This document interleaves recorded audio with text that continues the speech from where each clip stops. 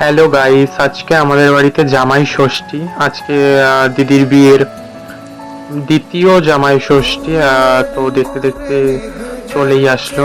তো অনেক প্ল্যানিং থাকে এই জামাই ষষ্ঠী নিয়ে সবারই। আমার থেকে বেশি তো আমার মা জেঠিমার বেশি থাকে।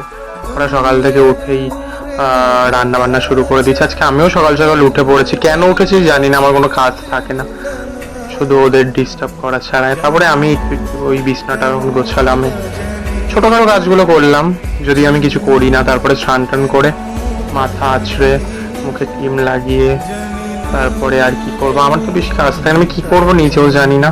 তারপরে একটুখানি ছাদে গেলাম, তখন ওখানে দেখলাম মা পায়েস রান্না করছে। দেন ছাদটা একটু ঘুরলাম, ঠাকুরকে প্রণাম করলাম, তারপরে আমি নিচে চলে আসলাম। তখন আমি ফ্রিজ থেকে একটুখানি জল টল দেখে নিলাম সব আছে কিনা। দেখলাম সবই আছে।